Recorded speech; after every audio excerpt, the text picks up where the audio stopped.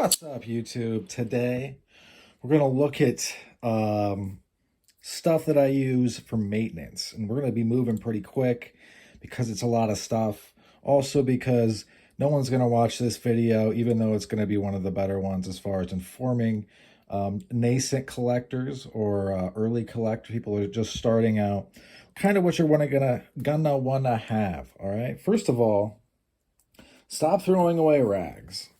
The VA gave me this because evidently the new way to combat veteran suicide is to give them swag. This is the thinnest handkerchief I've ever handled. So yeah, I'm going to ruin it. Using it to clean stuff. Then you're going to need some wax. This is bowling alley wax. I think this was about 30 bucks. Always look around eBay, Amazon, Google it. Sounds rudimentary, but you will save money doing stuff like that. All right, moving on.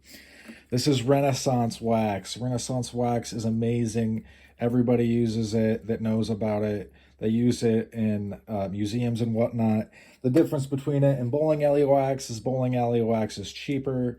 And I want to say a little bit more resistant to wear, but I'm not sure about that. But the way you apply them is different.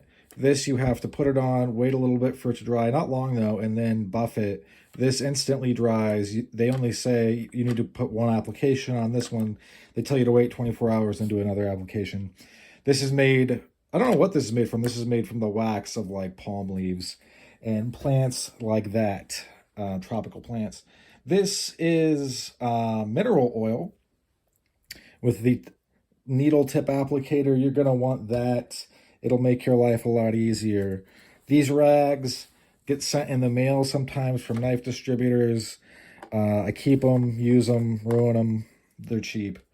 This is a paddle style, what are they called? Strop, right?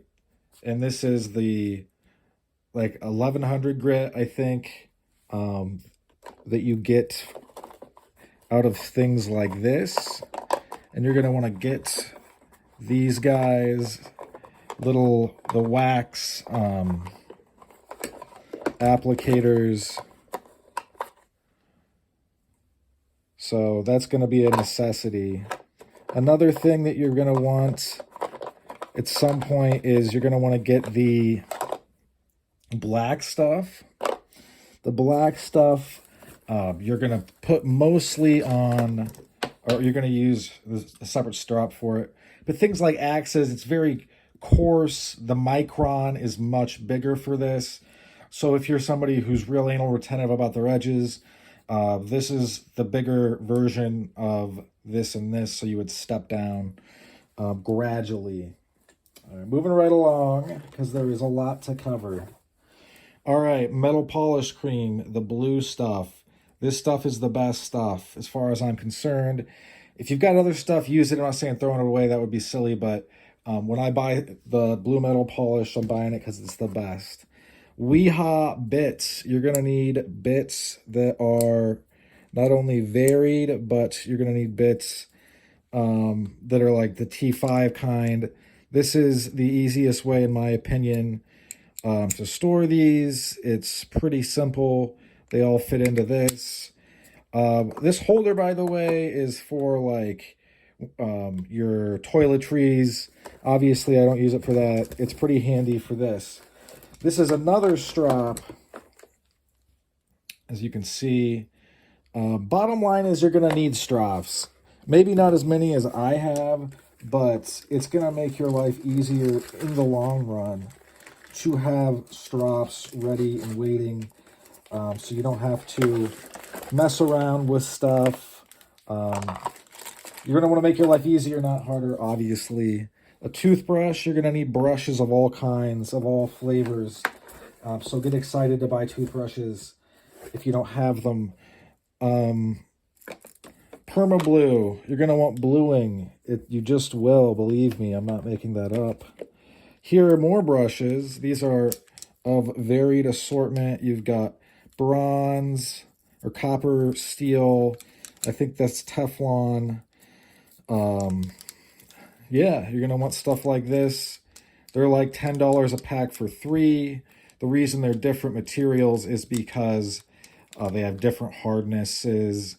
They're going to be useful for all kinds of stuff.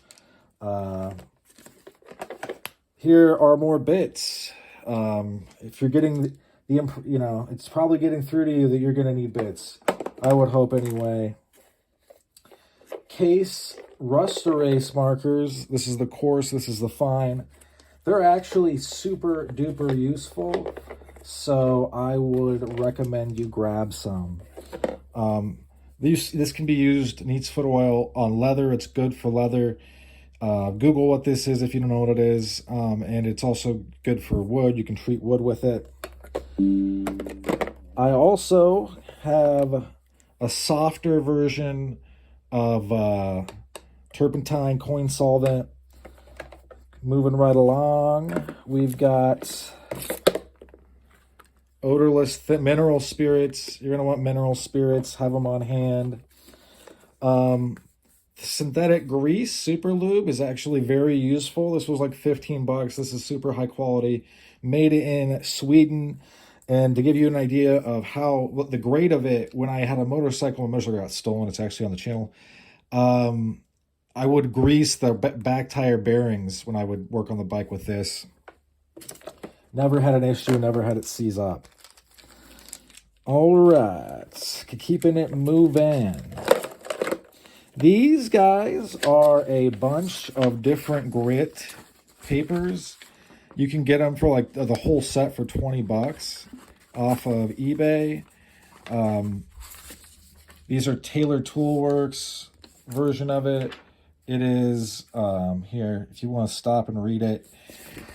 They're going to be useful in buffing, all types of stuff. You'll be able to put a satin finish on your knife. This is beeswax. Beeswax is way more useful than you might think. So I've tried to put it on, and on this channel it was a disaster, on the knives. Doesn't really work that well, but you can use it to treat stuff. No problem. I don't think it goes bad. If so, I guess I'll have to throw this stuff away. It's fairly old. Moving right along. Mr. Metal Polish. I haven't had a lot of good luck with this stuff, to be honest. But if I were to want to polish a bigger piece, I would use this. Neverdull is usually my go-to, but the application process, this is the really difference between these products, is you have to tear up a strip and then be like, waka, waka, waka, which I'm going to do to this piece really soon, and then also this piece. I may do it on the channel just to show you guys.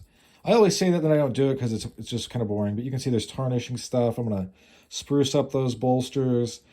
A piece just like this was on the channel. I moved it along down the road because,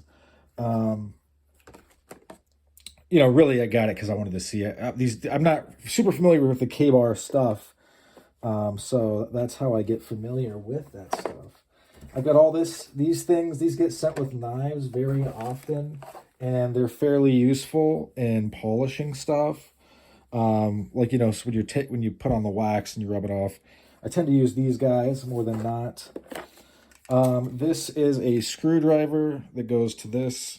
Or does it go to this? No, it doesn't. It doesn't. I don't know where the other part of this is. I'd have to go look. It's probably in my tool bag.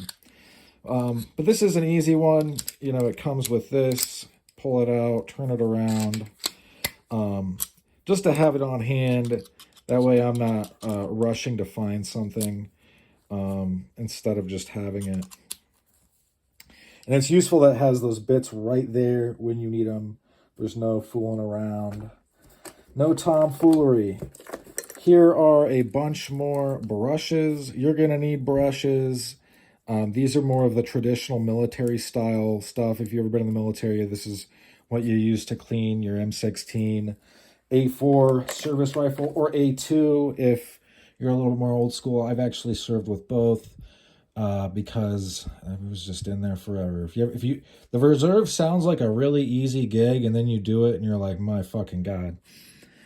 This is a file.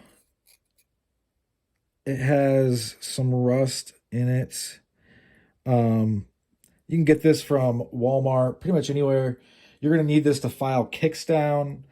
And it's fairly, fairly ubiquitous, fairly easy to use. I don't think you're going to have an issue figuring out how to use a file. At least I hope not. If you do, don't despair. You're just, I guess you don't know how to do it. Moving right along, we got Q-tips. I mean, having Q-tips around is just handy. More cold bluing. More cold bluing. All right. This is a very serious adhesive. Little trick of the trade. When you have serious adhesives, I would suggest you get a little bit of this stuff, the grease, put it on there, then cinch it down tight, or else it can glue itself shut and be an enormous bitch to figure it out. This is a little Weeha number 6. These things are fairly useful. However, they do sometimes round out, which is not good. That's unfortunate. It's just kind of the nature of putting torque on those type of things. But I will say that if you're, this channel is very traditional centric, right? There isn't a lot of untraditional knives on this channel. I will say that the deeper you get into traditional knives, the further away you get from messing around with a bunch of stuff on the knife. As you can see, this is a pin construction. Just got this piece in, picked it up off eBay. 450 bones. It'll be on the channel soon. Not the first type of piece I have like this, though. And I think that is about it. We did it in under 15 minutes. That's not bad at all. Looking around, other things that are useful that are by my desk. One of these, a pull-through type sharpener, even though this will wreck your knife, this one. But the ceramic rods aren't so bad if you're just touching up an edge really quickly and not wanting perfection necessarily. I would suggest getting a tackle style thing or something like this, I guess, if that's what suits you. Another thing to get would be this to see how big your knife is. And I think that about covers it, honestly. That's a lot of stuff. I realize that, but that allows me to get pretty much whatever I want off of eBay, knowing that I can kind of spruce it up. As far as total overhauls, if this was totally tarnished or rusted, we would obviously move to the abrasives like the Case Rust Erase Marker, or we would move into these things. Yeah, that's about it, guys.